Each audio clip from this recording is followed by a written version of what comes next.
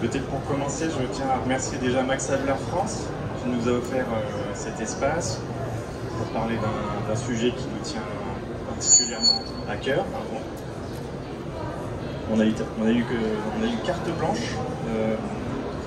On a un point commun avec Max Havelaar France, c'est de structurer des filières équitables, avec le commerce équitable. Mais aujourd'hui, on a décidé de parler des alternatives aux pesticides et aux médicaments vétérinaires. Peut-être, pour commencer, tout le monde ne connaît pas peut-être AVSF, donc je fais une rapide présentation de l'organisation. Donc c'est une organisation de solidarité internationale qui met... Qu'est-ce qui se passe? Vous entendez bien? Ouais, c'est bon. Donc Agronomes et Vétérinaires sans frontières, c'est une organisation de solidarité internationale qui met les compétences de professionnels de l'agriculture, de l'élevage et de la santé animale au service des organisations paysannes et des familles paysannes. Alors celles-ci, en général, elles subissent des discriminations dans les pays du Sud. Elles sont en situation de pauvreté, d'insécurité alimentaire. Leurs droits sont bafoués. Et donc, l'ONG vient les appuyer en fournissant ses compétences, cette expertise, pour atteindre la sécurité alimentaire, pouvoir produire et vivre de leur terre ou de leur élevage, pouvoir commercialiser aussi leur production, soit au niveau local, en circuit court, soit éventuellement à l'international quand il s'agit de produits comme le cacao, le thé ou le café, via le commerce équitable. J'ai toujours un peu peur de ce Larsen, là. Voilà. Pour AVSF, on est en Asie, en Afrique de l'Ouest, principalement, et en Amérique latine. Voilà pour Agronomes et Vétérinaires sans frontières. Vous avez toutes les infos sur avsf.org. Et puis à l'issue de la table ronde, si vous avez besoin de plus de renseignements, nous sommes pas très loin, on pourra en discuter. On a organisé aussi cette table ronde à l'occasion de la publication d'une note de positionnement qui traite justement de notre sujet d'aujourd'hui, qui sont les alternatives aux pesticides et aux médicaments vétérinaires. Alors je vous propose d'entrer dans le vif du sujet déjà en présentant nos invités. Donc j'ai le plaisir de vous présenter d'abord Amélie Bajolet, qui est agronome et présidente du label Bee Friendly, qui agit en France, et qui est également administratrice d'AVSF, et qui a participé à la rédaction de cette note de positionnement. Elle fait partie d'un groupe que nous on appelle le groupe Alter Pestimed, donc qui étudie ces pesticides. Nous avons également le docteur Serge Bress, qui est médecin, directeur général de l'ONG Soltis. C'est une ONG aussi de solidarité internationale, mais dans la santé humaine, notamment dans l'accès aux soins. Il pourra nous en expliquer durant la conversation. Et il est également enseignant à Sciences Po Paris. Et enfin, notre troisième invité, Sabine Patricot, qui est vétérinaire, responsable du pôle élevage, santé animale et santé publique vétérinaire au sein d'AVSF, et qui fait également partie du groupe Alter Pestimed, qui a participé à la rédaction de cette note de positionnement. Entrons dans le vif du sujet, d'abord par les pesticides. Essayer d'avoir un peu un contexte global de l'usage des pesticides, de sa consommation. Donc je me tourne vers toi, Amélie. Est-ce que tu peux nous expliquer l'évolution de la consommation de ces pesticides dans le monde et plus particulièrement dans les pays du Sud où nous agissons? Quels en sont les usages aussi? Comment les paysans utilisent ces pesticides et quels sont éventuellement les risques? Merci Edouard, bonjour à tous, merci Max Havelaar pour l'accueil évidemment, merci AVSF pour l'organisation de cette conférence. Le sujet des pesticides dans les pays du Sud est un sujet dont on ne parle pas assez, je trouve. Autant on en parle beaucoup en France, en Europe évidemment, mais il ne faut pas oublier que ces produits sont de plus en plus utilisés, disponibles, commercialisés dans les pays des Sud. Alors pour répondre à ta question, Edouard, alors déjà peut-être, même si maintenant on commence à être un peu familier avec ces thématiques des pesticides, quels sont-ils? Si on veut parler des alternatives, il faut déjà savoir pourquoi ils sont utilisés et où ils se trouvent. Donc on parle d'herbicides pour lutter contre les mauvaises herbes, d'insecticides pour lutter contre les insectes ravageurs, de fongicides pour lutter contre les maladies. Bon voilà, il y en a d'autres, mais principalement ce sont ceux-ci.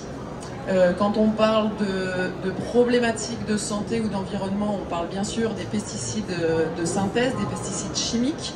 Aujourd'hui, les grands producteurs de ces molécules et de ces pesticides sont en Europe, aux États-Unis et également en Asie, historiquement au Japon et de plus en plus aussi maintenant en Chine et en Inde. Et la consommation de pesticides en France et en Europe, ça a été suffisamment médiatisé, documenté, on voit bien que ça ne diminue pas. En tout cas, malgré les politiques publiques qui tendent à essayer de diminuer l'usage des pesticides, en tout cas en France, on stagne, hein, on a beaucoup de mal à baisser ou atteindre ces objectifs de baisse de 50% ou de 25%. Et par exemple, si on regarde le continent africain, c'était jusqu'ici un continent sur lequel ces produits-là n'étaient pas si présents parce que assez chers et peu disponibles, avec des marchés qui n'étaient pas organisés comme les nôtres. Pour aller atteindre facilement les paysans, sauf que ça c'est forcément en train de changer. Et aujourd'hui le continent africain est le continent où on observe la plus grande croissance d'utilisation de ces pesticides. Donc on vous a mis, bon il n'y a pas besoin de voir l'échelle, les graphes sont un peu petits, mais là on est sur des consommations d'herbicides, et donc vous voyez bien les courbes sont toutes les mêmes sur tous les produits, hein, insecticides, herbicides, fongicides, et globalement ça augmente, et ça augmente même beaucoup. Les problématiques principales de ça, c'est que ceux qui augmentent le plus sont les pesticides qu'on a interdits chez nous parce que trop toxiques pour l'environnement ou pour la santé humaine.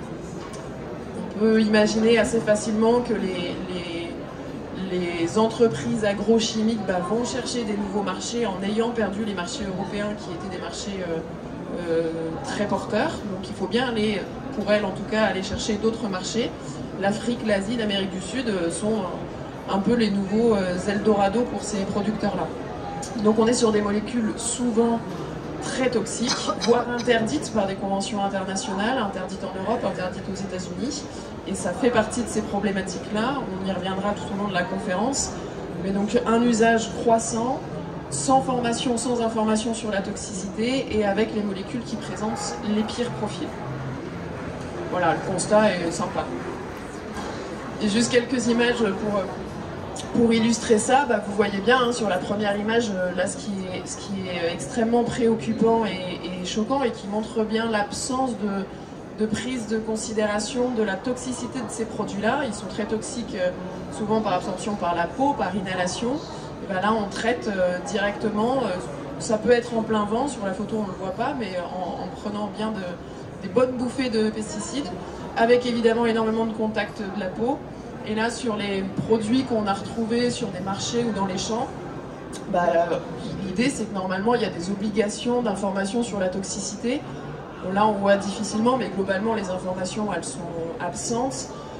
Les pictogrammes sont pas très parlants et souvent en plus de ça, on n'aura pas le temps d'aller dans le détail là, mais il y a quand même beaucoup de produits frelatés. Il y a très peu de contrôle évidemment, il n'y a pas de processus d'homologation. Donc on ne sait jamais réellement qu'est-ce qu'il y a dans les bouteilles, à part se dire que c'est des mélanges de coformulants où on va chercher à avoir des produits pour les producteurs de produits à plus faible coût, donc mélangés avec des molécules qui sont évidemment loin d'être vertueuses, sans parler du fait qu'après il y a des diffusions d'informations sur le terrain. On explique par exemple aux paysans que quand on va mélanger ces produits-là avec un petit peu d'essence ou de lessive, ça va permettre de mieux faire adhérer le produit à la plante, donc c'est quand même bien vu de faire ça.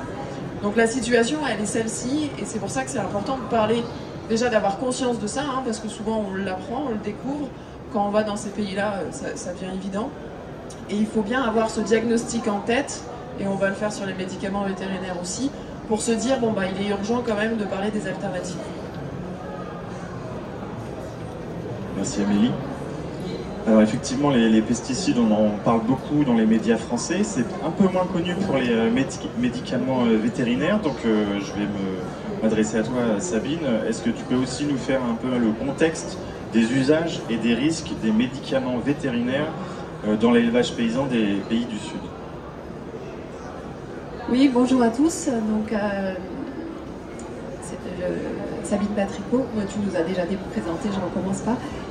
Effectivement, quand on parle de molécules chimiques en agriculture et en élevage, on pense surtout pesticides et on a surtout en tête des accidents de santé chez les humains liés aux pesticides. Ce qui est lié aux médicaments vétérinaires, c'est moins flagrant,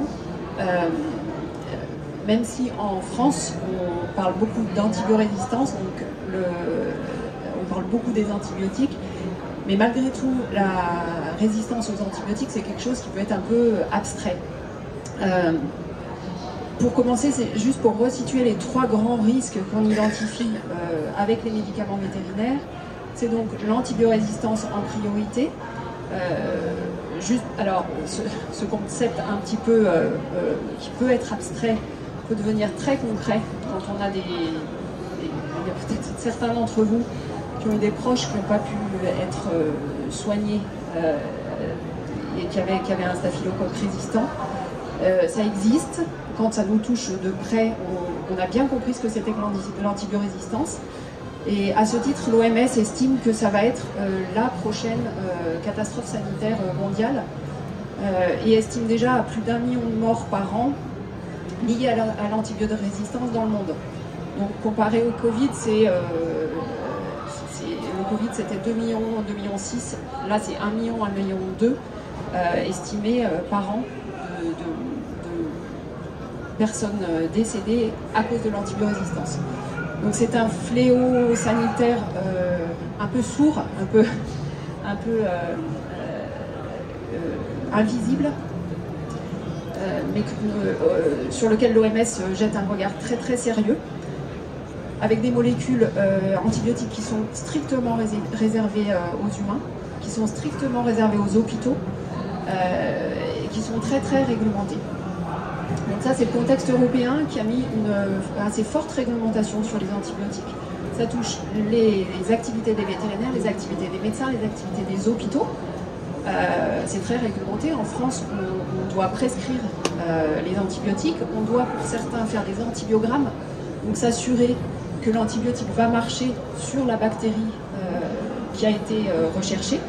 Donc il y a des analyses qui sont faites pour typer la bactérie et plus des tests d'activité d'antibiotiques.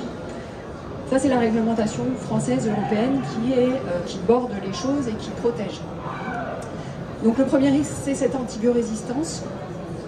On a d'autres résistances, c'est-à-dire en fait, les germes où les parasites deviennent résistants aux molécules. Donc le deuxième risque, c'est la résistance des parasites aux antiparasitaires. C'est-à-dire qu'on se trouve des fois dans des situations où on ne peut plus traiter les animaux, donc les parasites. On a multirésistance, donc on n'a plus aucune molécule qui arrive à réguler l'infestation parasitaire des animaux d'élevage. On se trouve confronté à des problématiques d'élevage, comme certaines zones de Nouvelle-Zélande, c'est un exemple assez flagrant, assez dingue, qui ont été obligés de changer totalement de type d'élevage. Donc ils étaient éleveurs de moutons, c'était des zones d'élevage de moutons et qui sont devenus multirésistants aux antiparasitaires. Ils ont dû changer d'espèce. Ils n'élèvent plus des moutons à ces endroits-là. Donc ça c'est un vrai risque porté sur l'élevage et sur l'économie de l'élevage. Donc ça, c'est tout le paquet de résistance sur lequel l'OMS aussi, sur les résistances aux antiparasitaires, se penche beaucoup sur cette question-là. Le deuxième gros risque, c'est les résidus dans les aliments, donc dans la viande, dans le lait, dans les fromages, les résidus de médicaments. Donc pour chaque médicament utilisé chez un animal, on a un délai d'attente. Donc c'est le délai durant lequel on ne doit pas abattre l'animal et on ne doit pas consommer ni sa viande ni son lait. Donc ces délais d'attente sont strictement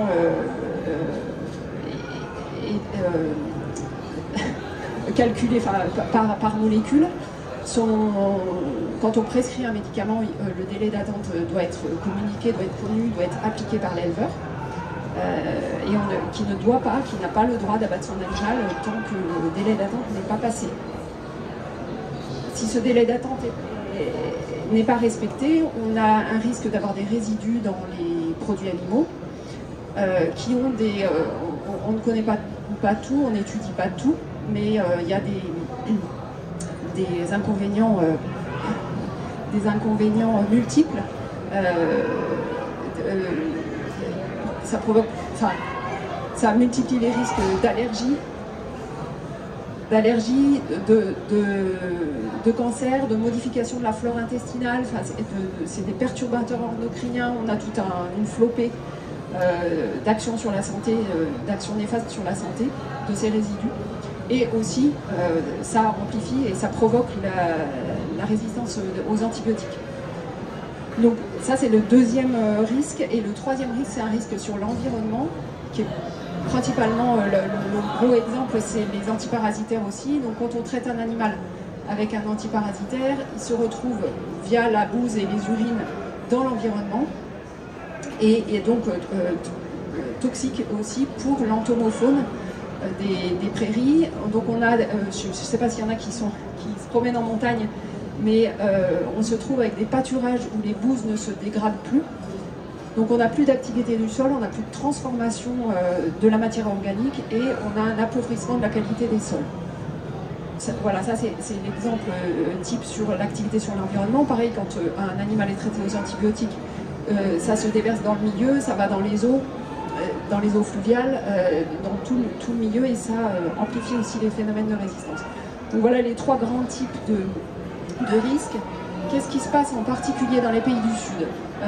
Au début, on disait que la réglementation était assez stricte sur les antibiotiques en France et en Europe. On est protégé. La profession vétérinaire est très très encadrée, les médecins aussi. C'est pas du tout le cas dans les pays où on intervient. On a très peu de vétérinaires sur le terrain. Il y a une problématique d'accès aux médicaments et de qualité du médicament. Le médicament est très souvent en vente libre. Et puis, la qualité est assez incontrôlée. Donc,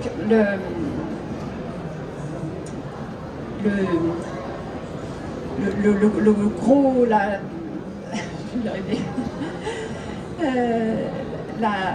La qualité la distribution du médicament n'est pas du tout sous contrôle des vétérinaires. Il n'y a pas d'obligation d'ordonnance, pas d'obligation de prescription.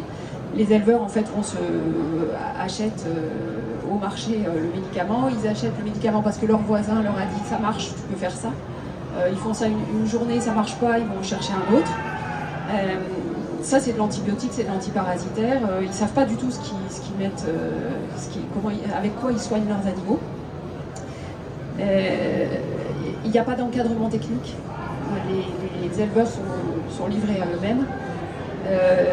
Le système de santé est très léger. Les vétérinaires sanitaires, très peu nombreux en général, ils vendent du médicament, c'est tout ce qu'ils font.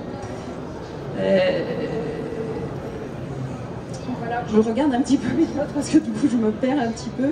Qualité du médicament, la réglementation est très légère et peu contrôlée. On a par exemple pas de réglementation sur l'aliment médicamenteux, donc ça c'est l'antibiotique qu'on met dans les aliments pour les animaux. En Europe c'est interdit, en France c'est interdit, dans ces pays-là il n'y a aucun contrôle, donc on achète de l'aliment pour animaux, on ne sait pas d'ailleurs s'il y a de l'antibiotique ou pas dedans. Il n'y a pas de réglementation sur la prescription de délivrance. Et puis voilà, je crois que j'ai à peu près fait le tour, donc automédication. À Madagascar, on a fait le constat, il y a des hormones qui sont utilisées dans les élevages de porcs chez 40% des éleveurs. Voilà, ce qui maintenant est totalement interdit en France et en Europe. Voilà, c'est un petit peu des exemples. Merci Sabine. Donc là, on a un peu regardé les deux familles de produits. D'un côté les pesticides, de l'autre les médicaments vétérinaires. Du coup, je vais m'adresser à toi, Serge. Vous avez mené avec Soltis un projet au Sénégal, le projet Tielal. Peut-être que tu pourras nous raconter concrètement le contexte un peu la région dans laquelle le projet a été mené, donc dans le Vélingara. Et ce projet a mobilisé un concept, une approche, qu'on appelle le concept One Health, une seule santé du coup, en français. En quoi ce concept peut être un levier pour réduire les pesticides, pour réduire peut-être aussi les médicaments, et donc favoriser la santé des habitants, des animaux et de l'environnement. Merci Edouard, bonjour tout le monde, merci pour l'invitation à AVSF et Max Havelaar. Je suis très content d'être avec vous. AVSF est un chouette partenaire pour tout ce qu'on va discuter là, donc c'est un grand bonheur d'être parmi vous. Soltis, quelques mots, on est une ONG qui travaille sur la santé en Afrique de l'Ouest. On a été créé il y a une vingtaine d'années pour la lutte contre le VIH-Sida. Donc notre cœur de métier, c'est vraiment les maladies infectieuses, la lutte contre les maladies infectieuses, et désormais aussi tout ce qui est santé sexuelle et reproductive. Alors vous allez me dire quel est le lien. Aujourd'hui, on a décidé depuis déjà plusieurs années de mieux prendre en compte les questions climatiques et d'avoir des projets qui puissent réfléchir sur l'impact du bouleversement, du dérèglement climatique sur nos enjeux à nous. Et on a donc monté un projet sur lequel je vais revenir, comme tu l'as dit Edouard, avec AVSF. Pourquoi on s'y est engagé? Parce qu'on estime qu'aujourd'hui, d'ailleurs dans le cadre des objectifs de développement durable tels qu'ils ont été définis, il n'est plus possible de parler santé humaine sans inscrire, on va dire, cette question-là dans un environnement plus large, animal, environnemental. Et c'est justement le concept One Health, puisque le concept One Health, une seule santé, est un concept qui veut qu'on essaye de travailler à l'intersection des trois santé, la santé humaine, la santé animale et les enjeux environnementaux. Et d'avoir réellement des projets qui permettent de répondre à ces trois enjeux, ou en tout cas en répondant à un enjeu, ne pas sous-estimer l'impact, ou prendre en compte l'impact sur tout ce qui est santé environnementale et animale. Alors concrètement, comment on fait ça? On a un projet effectivement à Vélingara, mais avant peut-être quelques mots sur le concept One Health. Ce qu'on estime avec AVSF, c'est qu'avant tout, travailler comme ça en intersectoriel avec des personnes à la fois vétérinaires, médecins, éleveurs, agriculteurs. La première chose à faire, c'est leur donner du temps, avoir du temps pour échanger, pour sortir de leur pratique, quelle qu'elle soit, la pratique médicale, la pratique d'élevage, et de réfléchir ensemble sur les problèmes qu'ils rencontrent et les solutions qu'on pourrait y apporter. Donc c'est ce qu'on a fait dans ce projet en Haute-Casamance sur lequel je vais revenir. C'est vraiment de créer des ateliers de concertation où tous ces acteurs et actrices, avec aussi les responsables régionaux, les administratifs du district, sont venus pour réfléchir et pour faire des ateliers d'identification des problèmes aux frontières, on va dire, de ces trois santé. Ça a été vraiment le cœur du projet. C'est une méthode qu'on essaye de continuer à promouvoir et qui montre que la première chose, c'est avoir le numéro de téléphone du vétérinaire quand on est médecin pour pouvoir échanger, se connaître et donc créer ce temps-là. Ça a été la première chose qu'on a pu faire dans le projet. Cependant, et j'y viendrai sur la deuxième partie de l'intervention, ça a permis évidemment d'avoir des analyses concrètes qui reprennent tout à fait ce que tu as pu dire sur les enjeux d'utilisation du produit. Et donc mon propos par la suite sera de vous montrer comment concrètement on a pu juger au Sénégal de ces différents impacts. Voyageons un peu. Vélingara, Haute-Casamance, c'est une zone qui est aux frontières, qui est à de multiples frontières, puisque c'est la frontière, c'est au Sénégal bien sûr, mais c'est à la frontière des deux Guinées et de la Gambie. Dans une zone où il y a énormément de déplacements et énormément donc de commerce avec des grands marchés sur place et qui est une zone aussi de forêt, de mangroves avec beaucoup on va dire, de ressources naturelles pour les populations, que ce soit les ressources forestières, cueillettes, chasse, etc., ou les ressources de la pêche et de, on va dire, l'exploitation dans le bon sens du terme de la mangrove. Au niveau culture, beaucoup de développement depuis 30-40 ans de tout ce qui est cotonnier et de la culture cotonnière, donc c'est là où il y a beaucoup d'utilisation de produits, mais pas seulement, puisqu'il y a aussi traditionnellement des cultures de mil, de riz, de maïs dans la région. Comme je l'ai dit, c'est aussi une zone d'élevage, beaucoup de bovins. Et donc c'était vraiment un endroit où pour nous il était très très intéressant d'avoir un projet qui réfléchissait aux 3 santé, puisqu'on retrouvait tous ces enjeux, on dira, de One Health sur les 3 santé. L'autre remarque, et j'y reviendrai parce qu'il y a beaucoup de choses que tu as dit qui ont été constatées, c'est l'utilisation de produits. Beaucoup d'utilisation de produits, que ce soit phytosanitaire pour être poli, ou médicaments, et une utilisation qui n'est pas assez régulée, j'y reviendrai, avec des conséquences qui sont claires. On a fait un travail avec AVSF assez complet d'analyse des pratiques, des risques et d'identification des solutions sur ces enjeux-là. Il faut dire que ce projet, c'est important de le signaler, déjà parce que je suis avec AVSF, donc c'est un projet mené par AVSF, en partenariat avec Soltis, mais aussi parce qu'on est une ONG qui travaille toujours comme AVSF avec les partenaires nationaux sans nous substituer, donc aussi avec une ONG communautaire sénégalaise qui s'appelle Casades. Et c'est important de le dire, pas seulement parce que je suis écouté aujourd'hui par l'AFD, mais aussi parce que c'est un partenaire qui nous aide beaucoup, l'Agence française de développement, qui finance ces projets et qui nous a aidés à innover sur ces enjeux de One Health. Et on continue à travailler avec eux pour avoir une suite à ces projets-là. Et on vous en remercie. N'hésitez pas à transmettre à tous nos collègues, puisque pour nous, l'AFD, c'est avant tout un partenaire plus qu'un financeur. Pour ne pas être plus long sur cette partie-là, vous donner un petit teaser. La première chose certaine et qui illustre très bien ce que vous avez pu dire toutes les deux, c'est que l'équilibre est rompu dans cette zone-là, et ça c'est la première chose que tout le monde nous dit. Aujourd'hui, la pêche artisanale, tu l'as dit, il y a des enjeux de rejet dans l'eau, des produits, des pesticides, donc il y a moins de poissons, il y a moins de capacité de faire de la pêche. Les ressources forestières aussi sont en train de diminuer, je donnerai un ou deux exemples, et donc on est réellement aujourd'hui face à des enjeux majeurs si on veut pouvoir continuer à maintenir un équilibre dans cette zone-là. Après, sur les problèmes qu'on a identifiés et les solutions qu'on y a trouvées, je crois que j'y reviendrai plus tard pour ne pas être trop long. Merci Serge pour cette présentation du concept One Health. Alors justement, là, je reviens vers toi Amélie, sur les transitions agroécologiques. Elles font partie en fait du concept One Health. Est-ce que tu peux nous expliquer comment, en quoi ces transitions permettent de réduire l'usage des pesticides? Comment ensuite vous disséminer, vous diffuser toutes ces connaissances, ces savoirs, ces pratiques auprès des paysans, des techniciens dans les pays du Sud? Est-ce que tu peux un peu nous raconter tout ça? Alors, concernant les alternatives, je pense que la première des choses à faire, c'est d'essayer de comprendre pourquoi les paysans dans ces pays utilisent ces produits.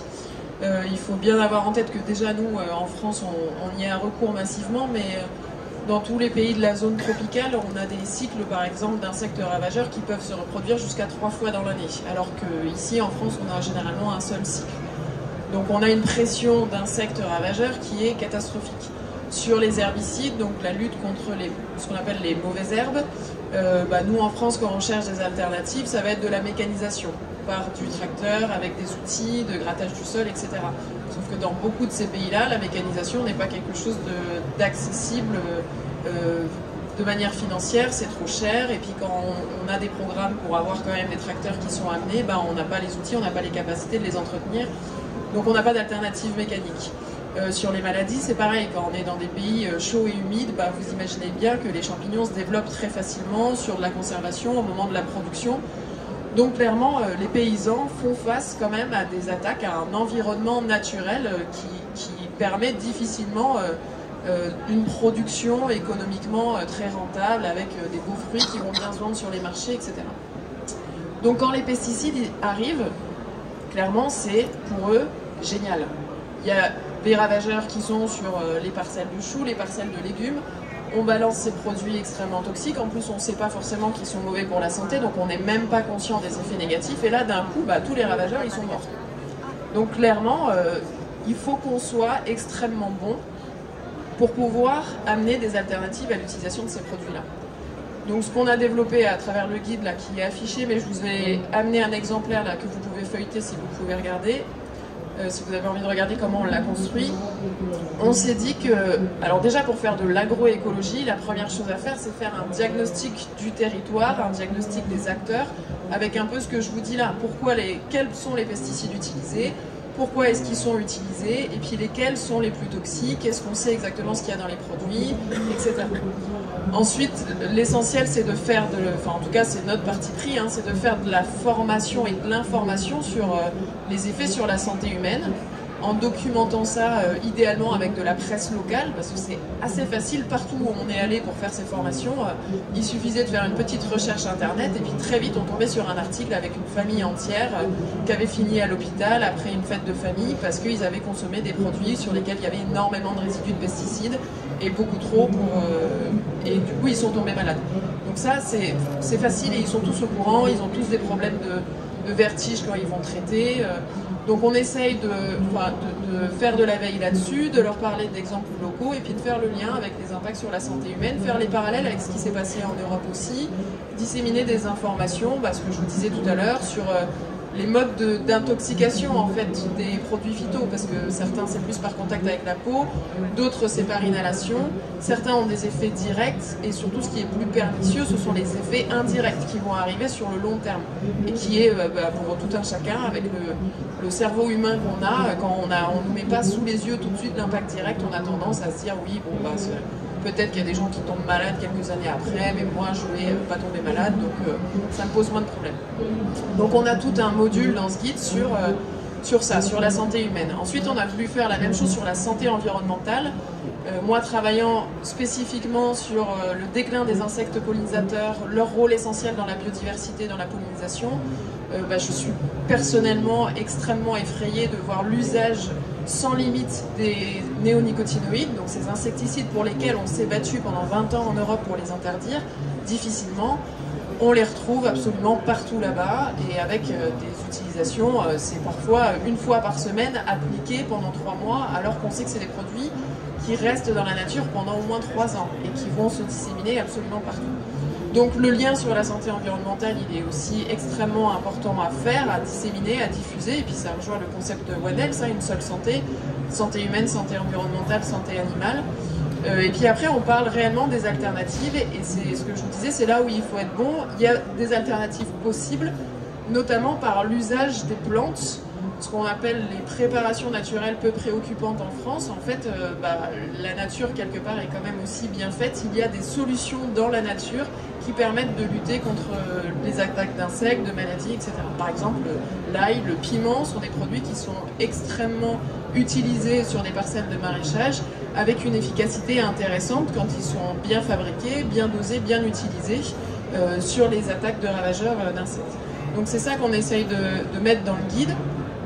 Référencer ces plantes qui peuvent être utilisées et qui ont des usages, référencer les savoirs locaux avant qu'ils ne soient complètement perdus et parce que balayés par la chimie, et puis essayer d'amener cette approche un peu scientifique ou technico-scientifique pour réussir à collecter ces plantes et puis à garder des traces, à noter la manière avec laquelle faire la recette, aller faire des observations, mettre en place des parcelles témoins pour aller mesurer réellement l'efficacité de ces produits-là et toujours y inclure un angle de viabilité économique aussi du produit, parce que quand le produit est naturel, qu'il faut aller le fabriquer, ça prend du temps d'aller collecter la plante, de mélanger, d'aller épandre, il faut faire ça collectivement aussi pour que ce soit efficace, et c'est hyper important d'avoir cet enjeu-là économique aussi pour les producteurs, pour leur dire il y a une réelle alternative possible, c'est pas juste elle peut être faite, c'est qu'elle peut être faite, que c'est pratiquement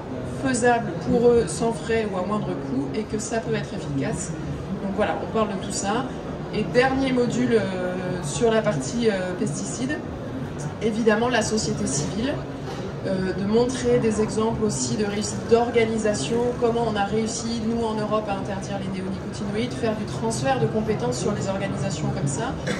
Il y a de plus en plus quand même d'alertes qui se font dans ces pays par la société civile localement, de toute façon ils le voient bien, et puis ils lisent les journaux ou la presse internationale, ils sont au courant de tout ce qui se passe et que ces produits-là sont dangereux de plus en plus, et puis de toute façon ils voient bien les maladies aussi qui se développent. Et donc l'idée c'est d'essayer de faire de la diffusion, quoi. Comment nous on a réussi, regardez comment pays vous pouvez vous organiser pour le faire. On a des médecins de plus en plus qui se mettent dans ces débats sur ces sujets. À AVSF, on milite pour essayer de faire vraiment des actions transversales, pas les médecins d'un côté, les vétos d'un côté, les agronomes d'un côté, mais bien de se dire si, enfin, c'est la réalisation concrète du One Health, d'une seule santé. C'est pour la faire, cette santé unique, il faut qu'on travaille tous ensemble. Et quand il y a des conférences de médecins, inviter des agronomes, inviter des vétérinaires. Et donc il y a eu par exemple l'appel d'Arusha, il y a eu 2 conférences qui ont été organisées sur le continent africain, et notamment l'appel d'Arusha qui recense tous les experts qui étaient présents, des médecins, des vétérinaires, des agronomes, qui lancent un appel à la diminution des pesticides et à l'interdiction totale des pesticides les plus toxiques, et un appel massif à la recherche d'alternatives viables économiquement pour les paysans dans les pays du Sud. Voilà, je crois que j'ai tout dit. Merci Amélie. Alors du coup maintenant on va parler plutôt des vétérinaires. Quelles sont les actions que mène AVSF pour limiter l'usage ou pour réduire l'usage des médicaments vétérinaires? Quelles sont la série d'actions? On fait beaucoup de choses. Donc voilà, il nous reste une vingtaine de minutes. Et alors côté vétérinaire, on agit sur 3 points. La première, c'est de travailler avec les éleveurs sur les bonnes pratiques d'élevage. L'idée, c'est vraiment prévenir plutôt que guérir. Donc c'est éviter que les animaux tombent malades plutôt que d'être obligé de les traiter. Donc ça, c'est déjà la base et c'est la première chose, et j'allais dire c'est la chose la plus importante. Donc ça veut dire travailler sur l'alimentation, sur le logement des animaux, sur le bien-être des animaux, sur l'abreuvement, les mettre dans des bonnes conditions, sur la biosécurité, donc pour éviter que les germes arrivent dans l'élevage. Donc ça, c'est l'action de nos techniciens, des techniciens des projets, mais aussi des AXA. Donc je vais vous parler des AXA, c'est les auxiliaires communautaires de santé animale, qui sont des éleveurs qui sont choisis dans les communautés villageoises pour être les relais des vétérinaires, pour être les conseillers en élevage de leur communauté. Donc ce système d'AXA, d'auxiliaire communautaire de santé animale, a été mis en place depuis plus d'une vingtaine d'années par VSF, à l'origine Vétérinaires sans frontières, qui est devenu AVSF maintenant. C'était vraiment l'idée de former, étant donné le peu de nombre de vétérinaires sur le terrain et le peu de compétences disponibles pour les éleveurs, d'encadrement technique, de former des éleveurs qui soient des relais des vétérinaires qui sont souvent situés dans les villes les plus proches ou les plus lointaines. Donc ces auxiliaires vétérinaires sont formés sur 2 volets. Le volet accompagnement sur les techniques d'élevage, donc prévenir plutôt que guérir, élever des animaux dans des bonnes conditions. Et puis sur le volet diagnostic des pathologies les plus courantes, application des campagnes de prévention, vaccination, déparasitage, et puis aussi alerte en cas d'épidémie. Donc c'est le lien avec le vétérinaire, ils sont sous contrôle des vétérinaires, ils sont formés par les vétérinaires, ils sont encadrés par les vétérinaires, ils doivent rendre des comptes aux vétérinaires, et ils sont aussi élus par leur communauté. Ce sont des référents pour cette communauté d'éleveurs, et ils sont quelque part aussi contrôlés par cette communauté, au service de cette communauté. Donc ce principe d'auxiliaire vétérinaire est ancien, se développe petit à petit et notamment est en passe d'obtenir une reconnaissance. Alors dans plusieurs pays, dans quelques pays, les États ont reconnu les AXA officiellement. C'est le cas du Cambodge, c'est le cas de Madagascar, du Togo. Et plus récemment, là, depuis 2 ans, est reconnu par l'OMSA, donc l'OIE, l'Organisation mondiale de la santé animale. Reconnu au sein d'un projet que VSF International, donc notre réseau, nous à VSF, on fait partie. On travaille depuis 2 ans avec l'OMSA sur un projet pour établir des guidelines, des guides de formation de ces auxiliaires qui soient un petit peu standardisés pour le monde entier. Donc ça, c'est une vraie réussite parce que ces intermédiaires villageois sont complètement essentiels dans ces pays où parfois il y a 8 heures de marche pour aller, je pense à Madagascar, où l'éleveur le plus éloigné du vétérinaire avait 8 heures de marche pour venir prendre un conseil ou chercher un médicament. Donc le fait qu'il y ait des éleveurs dans les villages qui fassent le relais, qui apportent la connaissance, qui soient formés et selon des standards, ça devient complètement essentiel dans certaines géographies et certains contextes. Donc on forme ces AXA, c'est vraiment, oui, c'est l'image qui est là. C'est essentiel, on voit vraiment une amélioration dans les zones où il y a des AXA, sur les techniques d'élevage, sur la connaissance des éleveurs, sur la sensibilisation des éleveurs, sur les thématiques d'élevage et d'utilisation des médicaments. Ce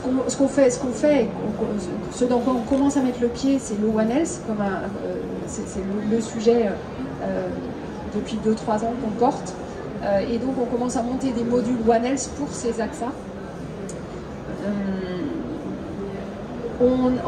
Donc dans le guide là, dont Amélie a parlé, il y a le module sur santé animale, voilà, le module 5 qui est sur la santé animale, qu'on diffuse aussi à les techniciens qui travaillent pour nous sur les terrains, à nos partenaires, aux AXA. C'est également diffusé par ricochet sur les AXA et les éleveurs. Donc voilà, de plus en plus sensibilisation One Health. On travaille aussi sur des cadres de concertation, mais tu vas peut-être en parler sur Thielal. Localement, par exemple, un des projets sur Madagascar bientôt, ça sera de former ces AXA avec les agents de santé des villages et éventuellement les intervenants en environnement. Donc ça peut être des gardiens de parc, des rangers des parcs nationaux. En tout cas, les agents de santé et les agents vétérinaires au niveau local vont être formés ensemble sur des modules. Donc ça c'est nouveau, on s'expérimente là-dessus, on avance là-dessus et ça nous paraît essentiel. Donc former des AXA sur One Health, ça c'est nouveau et en développement. Et puis quelque chose aussi qui a déjà un petit peu de vécu à VSF, c'est de travailler sur les pratiques traditionnelles de santé ou l'ethno-vétérinaire. Donc c'est-à-dire, on est souvent sur des communautés qui ont des faibles revenus monétaires, pour qui acheter un médicament c'est cher.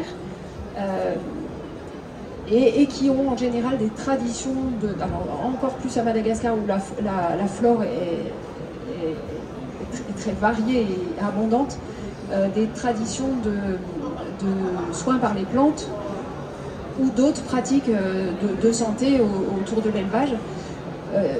Nous à BSF on a envie déjà de répertorier, ça c'est la première chose pour pas que ce soit perdu.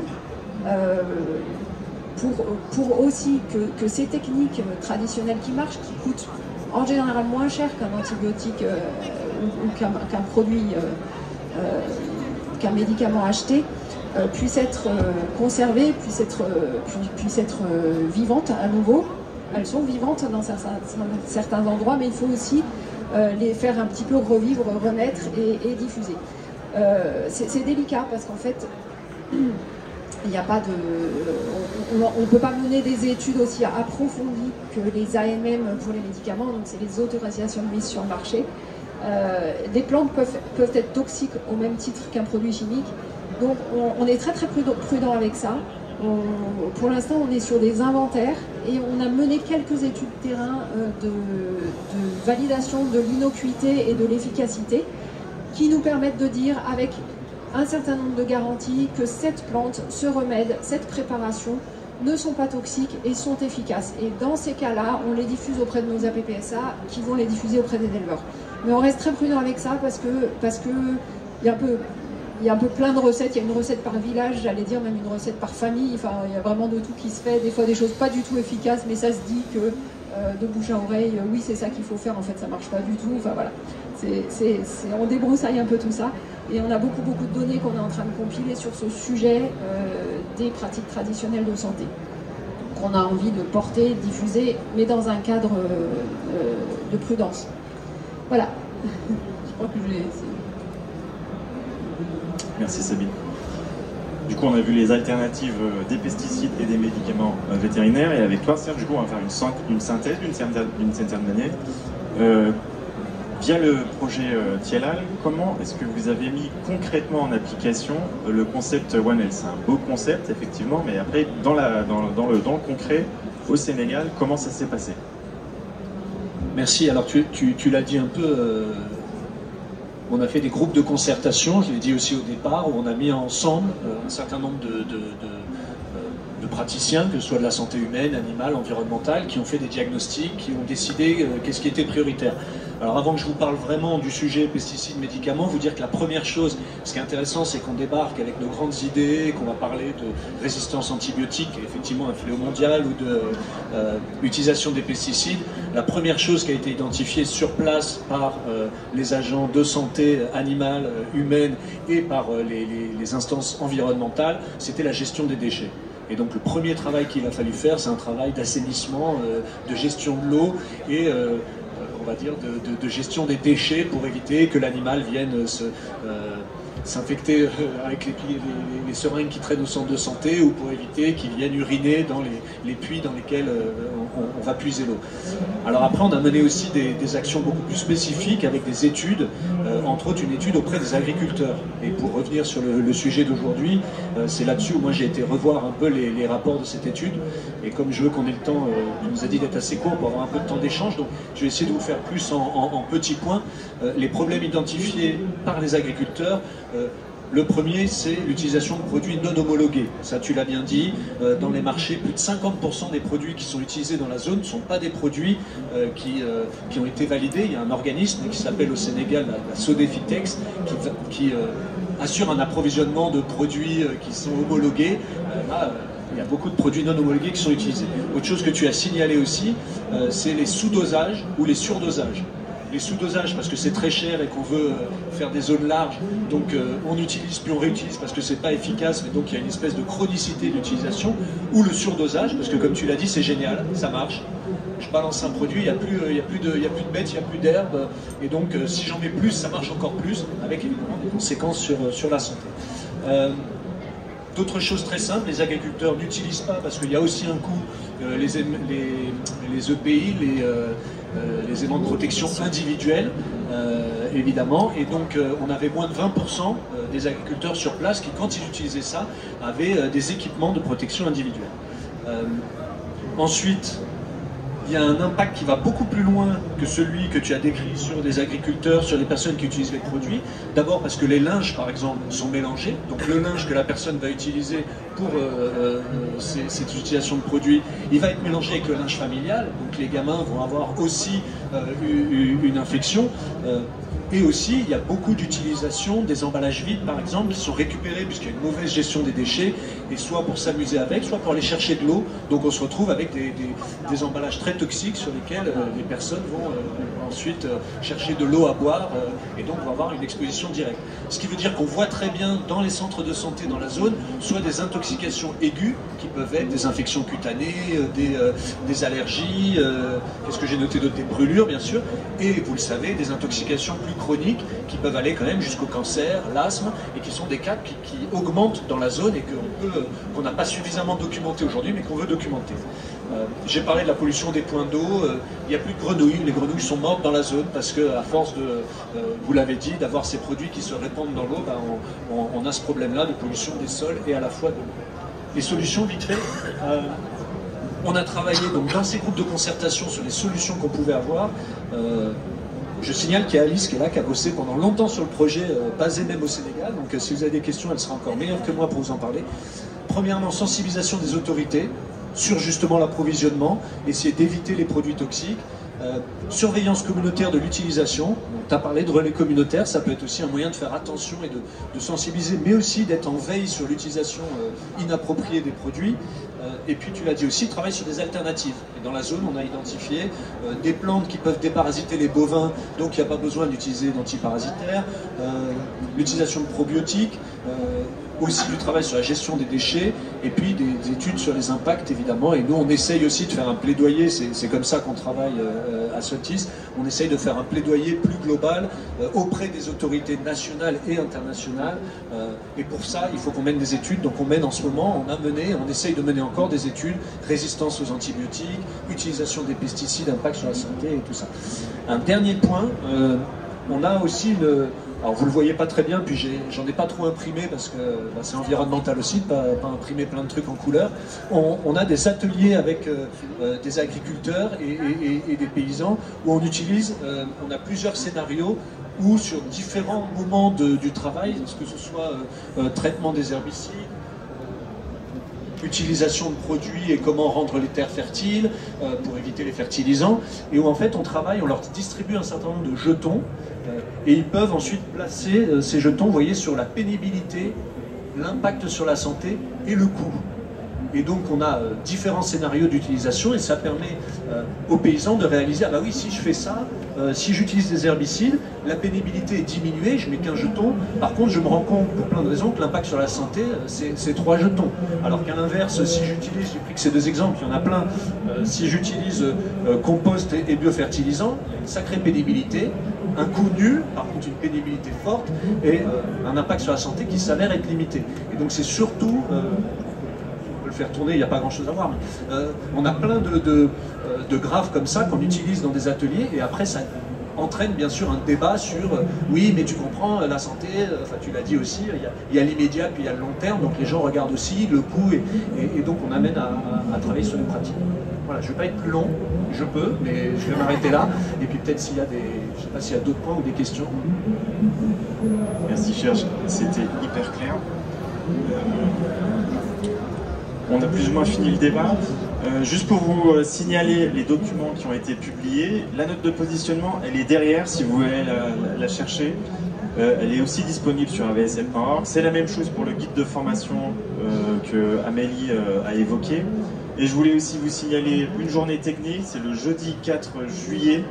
AVSF organise cette journée, c'est un temps d'échange entre différents acteurs sur toutes les questions d'alternatives aux pesticides et aux médicaments vétérinaires. On aura des invités français mais aussi internationaux en visio. Si ça vous intéresse de participer, dites-le nous, vous pouvez laisser votre adresse email et on vous enverra de l'info. On n'a pas trop beaucoup de temps, mais on peut peut-être prendre 1 ou 2 questions. Donc si vous voulez des précisions sur le travail qui a été fait à ce sujet, eh ben, on vous laisse la parole. Oui, vous n'avez pas parlé de la responsabilité en fait, des pays dits développés, parce que ça n'arrive pas par hasard en fait tous ces produits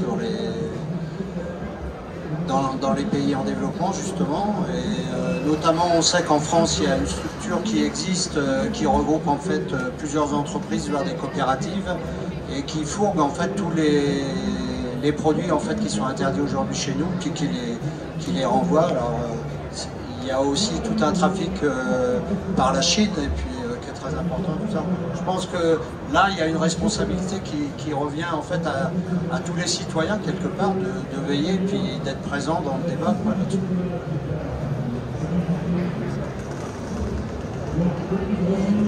Tu veux réagir non là? Oui, là-dessus, tu as complètement raison. Hein. On a Fitéis à quelques pas d'ici, qui est l'interprofession des produits, enfin des fabricants de produits chimiques.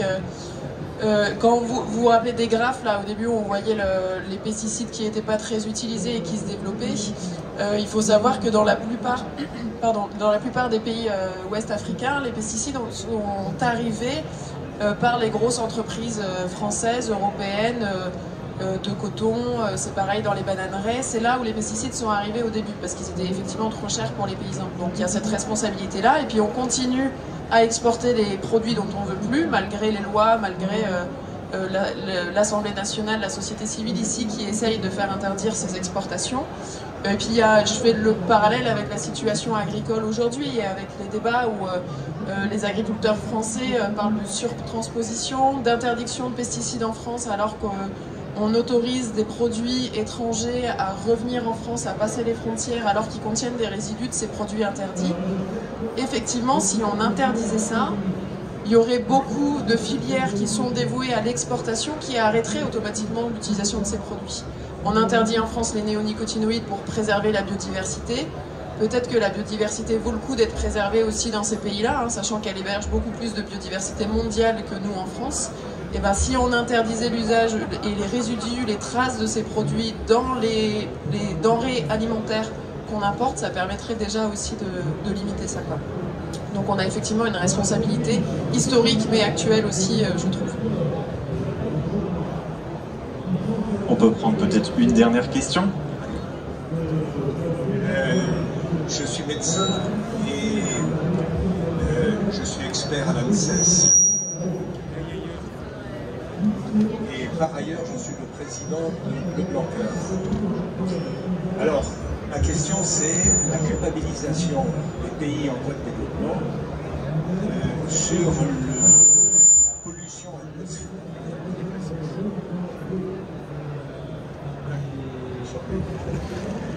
Sur la pollution atmosphérique, sur la pollution environnementale. Et alors que nous sommes Européens ou Américains les principaux responsables de la détérioration environnementale, on va faire peser sur les pays en voie de développement cette responsabilité sans tenir compte de notre propre démarche de limitation. Alors je voudrais vous donner juste un exemple. Je viens de faire une expertise dans le domaine du lait. Les grands producteurs de lait internationaux ont mis au point une étude extrêmement complexe qui permet d'introduire dans l'alimentation des vaches laitières une molécule chimique qui diminue de 30% les émissions de gaz à effet de serre. J'ai fait une analyse de ce produit qui montre que ça diminue effectivement de 30%, mais que ça introduit des troubles biochimiques et des perturbations endocriniennes au niveau du troupeau, avec notamment une diminution de la fécondité du troupeau. Mais ceci est tenu complètement caché. Or hier, je viens d'avoir une information par des collègues en Autriche qui me disent c'est très bien ce produit parce que nous allons le diffuser très large à manu dans, d'une part, des pays européens qui n'ont pas la même obligation réglementaire pour la distribution de ce type de produit, c'est-à-dire toute l'Europe de l'Est, et d'autre part, dans les pays en voie de développement, pour leur dire effectivement que c'est pas bien de polluer et d'avoir un impact sur les émissions de gaz à effet de serre parce que vous n'êtes pas des responsables, etc. Donc je pense qu'on est dans une logique de responsabilité des pays en voie de développement, vis-à-vis des pays en voie de développement, et que cette responsabilité commence par le ménage un petit peu chez nous et de dénoncer ce que vous avez dit, c'est-à-dire de dénoncer toutes les industries agroalimentaires et chimiques qui fourguent leurs produits n'importe où, pourvu qu'on puisse faire au fait du bénéfice. Alors, merci aussi pour vos témoignages. Je vais vous laisser un petit mot pour la fin. Nous avons à Bleu Blanquer l'habitude de dire, dans le cadre du One Health, dont nous sommes un des promoteurs, du ver de terre au ver de lait. C'est la logique.